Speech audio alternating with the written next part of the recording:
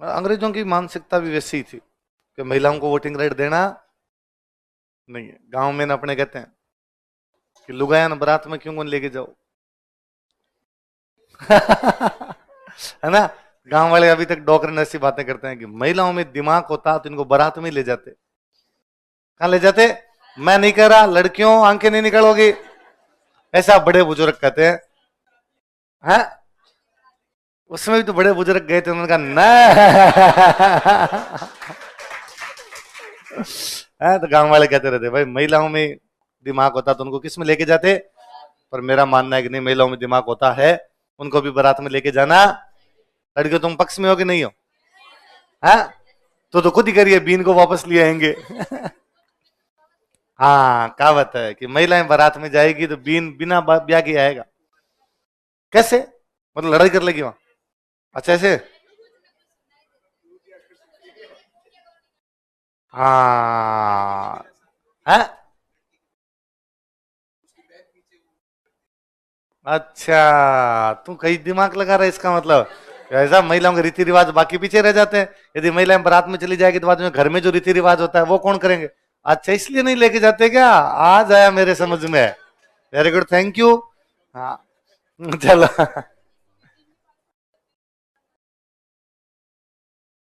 जिनके पास, हाँ, महिलाओं के पास होती है संपत्ति। घर में पापा के पास है कि मम्मी के पास है? मम्मी के पास है। ए वाह, इनके घर में विमेन एम्पावरमेंट है भाई साहब। तो फिर हो सकती है तुम्हारे घर में वोटिंग राइट किसको है? मम्मी को, वहां पापा को नहीं है। अच्छा सच में नहीं होती, दिखाने के लिए होती है। भाई मम्मी रखती है, मम्मी बैंक है, पर बैंक का पैसे पर अधिकार है, वैसा। हाँ, तो अच्छा पापा के पास शक्ति कम है, मम्मी के पास ज्यादा है। हाँ, मम्मी से पूछे बिना पापा कुछ ही नहीं करते। अरे भगवान, आपके घर में पूरा विमेन एम्पावरमेंट हो चुका है। कहाँ के हो आप? सवाई माधोपुर भाई, इधर जयपुर से इधर इधर महिला सशक्तिकरण है। पश्चिमी राजस्थान वालों को तो आ जाया निकला है। किसके पास है घर में? पापा के पास है मम्मी के पास? अभी तक गांव के डोकरे अंदर बनियान पहनी हुई उसमें रुपए। मम्मी वैसे देखती नहीं है, पूरी जिंदगी में नोट के कड़क कड़क नोट के हाथ लगा के नहीं देख रही है। चलो अब आगे जी, थोड़े थोड़े अधिकार आगे, पहले इतने अधिकार होते नहीं थे। क्या लिखा है? महिलाओं के पास, ठीक है यार, छोटे छोटे बच्चों क्लास में भेज दिया यार मेरे को, बड़ी बड़ी बातें करते रहते, मम्मी के पास अधिकार है हमारे। कोई सुन ले अपनी क्लास में, क्या मम्मी पापा की बात करते रहते हैं। फर्स्ट वर्ल्ड वॉर में इंडियंस लड़ने के लिए गए, इंडियंस लड़ने गए, जर्मनी गए, टर्की गए। तो जर्मनी शुरू शुरू में बड़ा हावी रहा था और अंग्रेजों को जर्मनी ने कई जगह पर हराया था। जब अंग्रेजों का अपने राज था, तो जिनका राज होता था हमेशा जनता को लगता है कि राज में जो है उससे बड़ा पावरफुल कोई भी नहीं। और अपने तो इमेज ही बन गई थी कि गोरी चमड़ी वाली दुनिया में सबसे जोरदार है, अंग्रेजों से ज्यादा ताकतवर इस दुनिया में कोई भी। तो हम, और जब कोई आदमी मान लेता है ना कि भाई ये सबसे ताकतवर है, फिर वो कभी लड़ने की हिम्मत नहीं जुटा पाता, क्योंकि उसके मन में ही डर रहता है कि नहीं यार ये ताकतवर, इससे तो मैं क्या लड़ूंगा। तो इंडियंस कभी यूं अंग्रेजों के सामने आंखें उठाने की हिम्मत नहीं कर पाते। और इंडियंस को हमेशा लगता है कि नहीं यार ये तगड़ा आदमी, यार इसको कैसे हरा पाएंगे। लेकिन जब इंडियंस सोल्जर लड़ने के लिए जर्मनी गए और जर्मनी ने कई जगह अंग्रेजों को हराया, तो जब हराया तो ऑफिसर कौन होते? अंग्रेज। सोल्जर कौन होते? इंडियन। तो इंडियन सोल्जर करें नहीं साहब लड़ेंगे, और वो इंग्लिश ऑफिसर था, उसने कहा नहीं चपलें हाथ में लो। तो अपने वालों को लगा गया अच्छा साहब को भी डर लगता है। तो बाद में वापस आके उन्होंने बताया कि ये जो साहब यहाँ अकड़ में चलते हैं ना, वैसा वहां ना पेंट गिल्ली हुई थी इनकी और घोड़ों की आवाज सुनी थी। तो इससे क्या होता है, जनता का कॉन्फिडेंस बढ़ता है। और वो जो भावना होती है ना कि अंग्रेज किसी से हार नहीं सकते, इनविंसिबल, अनबीटेबल, कोई भी इनको बीट कर नहीं सकता, वो भावना पूरी तरीके से चूर चूर हो गई थी। और जब ये आता है ना, तो एक तो होता है कि ये किसी से हार ही नहीं सकते, एक ही आता है कि नहीं इनको हराया जा सकता है। कॉन्फिडेंस बहुत बड़ी चीज होती है, बंदा बाद में पार कर लेता है चीजों को। तो पहले उनके बारे में इंडियन से सोचते थे कि ये किसी से भी हारेंगे नहीं, लेकिन अब जब उन्होंने देखा अगर हमारे सामने तो 5-7 जगह हारे थे और ये तो डरपोक निकले रहे, हम तो फिर भी लड़ना चाहते थे लेकिन ये तो लड़ना भी चाहते, तो उनको लगा कि यार इसका मतलब इनको भी हराया जा सकता है। जब जर्मन से हरा सकते हैं इनको, तो अपने भी इनको हरा सकते हैं।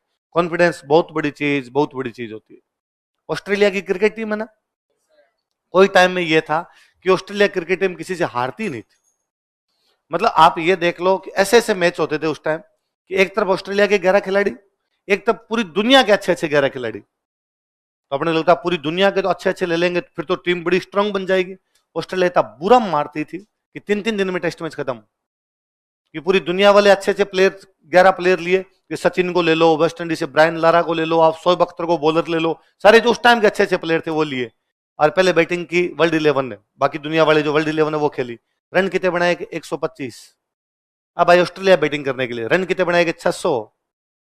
अब वापस बैटिंग करनी है वर्ल्ड 11, रन कितने बनाए कि 57। कितने से जीत के एक भाषा पारी और 400 रन ढाई दिनों बाद। क्योंकि वो अंग्रेजों का डर था कि भाई, अब सॉरी ऑस्ट्रेलिया का डर था कि ऑस्ट्रेलिया वाले किसी से हार नहीं सकते, वो डर से ही आउट हो जाया करते, वो डर से ही हार जाया करते। ऑस्ट्रेलिया इंडिया आई खेलने के लिए, लगातार 15 टेस्ट मैच जीत गए। लगातार कितने? 15 टेस्ट मैच। और आते ही ऑस्ट्रेलिया वालों ने बयान देने शुरू किए कि इंडिया में 3 टेस्ट मैच है, 3-3 दिन में खत्म कर लेंगे, बहुत जल्दी खत्म कर देंगे हम और खा जाएंगे, कच्चा चबा जाएंगे इनको। और मैकग्रार उस टाइम जो बॉलर थे उनके डल आते, बयान आते, हम इंडियंस का सर फोड़ देंगे, कोई कदम जबड़ा तोड़ देंगे। अपने वाले बाप रे डरे हुए ही रहते। पहला टेस्ट हुआ बॉम्बे और वास्तव में 3 दिन में जीत गए। अपने वालों ने वही 125 रन बनाए, उन्होंने को 601 चेपे, अपने वाले हार गए। सौरव गांगुली कैप्टन नया नया बनाया था तब। गांगुली ने वापस इंडियंस को, अरे ऐसे क्या रहे, ऐसे क्या घुटने टेकने, थोड़ा लड़ने की हिम्मत तो दिखाओ, थोड़ा जज्बा तो दिखाओ। तो अगला टेस्ट मैच हुआ कलकत्ता, कलकत्ता वाले में हुआ। तो एक तो गांगुली टॉस करने के लिए लेट गया, ऑस्ट्रेलिया कैप्टन हुआ करता स्टीव वो, कौन था, टॉस का टाइम हो गया, वो चला गया, गांगुली 10 मिनट लेट गया। ये बड़ी बात थी उन दिनों में, ऑस्ट्रेलिया कैप्टन को वेट करवाया। वो यूं आग बबूला यार, इनकी इंडियंस की इतनी औकात कि मैं मैदान में आ गया तेरी टॉस करने के लिए नहीं आया। दादा ने कहा लेट आएंगे भाई साहब। तो वो पहले दिन से यूं खार खाए हुए, उन्होंने कहा आप बताएंगे, हम इंडियंस को बताएंगे। और उन्होंने पहले बैटिंग करके वापस 500 550 रन, 566 कितने से रन बनाए। अब इंडिया खेलने के लिए, इंडिया ने वही 125। तो उन्होंने कहा फॉलो ऑन खेल लो। क्या खेल लो? फॉलो ऑन तो समझते हो क्रिकेट में, कि यदि किसी ने फर्स्ट बैटिंग की, दूसरी टीम जो फर्स्ट बैटिंग करती है, उन दोनों के बीच में गैप 200 रन से ज्यादा का हो। कितने का ज्यादा? पहली टीम ने 400 बनाए, दूसरी टीम 150 पर आउट हो गई, तो गैप 200 से ज्यादा का। फिर कहते हैं हम दोबारा नहीं खेलेंगे, तुम एक बार और खेल लो रे, उसको बोलते हैं फॉलो ऑन। क्या बोलते हैं? तो उन्होंने कहा तुम फॉलो ऑन खेल लो। तो ऑस्ट्रेलिया वालों को लगा कि अपन ने बनाए थे 600, ये 125 पर आउट हो गए, अभी आज और खिलवाते हैं, आउट कर देते हैं कल तक, 3 दिन में टेस्ट मैच क्या हो जाएगा, समाप्त। इंडियंस खेलने लगे वापस, वो 2-3 विकेट फटाफट जल्दी जल्दी गिर गए इंडिया के। तो बाद में भाई साहब चौथे दिन, तीसरे और चौथे दिन, 2 दिन, 2 आदमी खड़े हुए, लक्ष्मण और द्रविड़। कौन कौन? लक्ष्मण ने बनाए 281, कितने बनाए? द्रविड़ ने बनाए 180। पूरा तीसरा दिन कोई विकेट ही नहीं, पूरा चौथा दिन शाम तक इंडियंस खेले, तब जाके ऑल आउट हुए। और उनको दिया को 232 रन का टारगेट दिया कि अब चौथी पारी में तुम्हें 232 रन और बनाने। 5वां दिन इंडिया का विकेट टर्न होना शुरू हो जाता है, मिट्टी उछलने लग जाती है, हरभजन खा गया उनको 190 पे, इंडिया जीत गई। लगातार 16 टेस्ट में जीती हुई टीम को इंडिया ने कलकत्ता के अंदर हरा दिया। कॉन्फिडेंस आया, चेन्नई के अंदर ऑस्ट्रेलिया को फिर हरा गए। कॉन्फिडेंस क्या चीज होता है कि जब आपको ये आ जाता ना यूं कि भाई अपने इसको हरा सकते हैं, कर लिया जाता है। आप में ये दिए कॉन्फिडेंस। आज से क्या है, आज से कई साल पहले तक अपने गांव के अंदर लोग RSIS की तैयारी करने के बारे में सोचते नहीं थे, कारण कि उन्होंने आसपास में किसी को RSIS देखा ही नहीं था।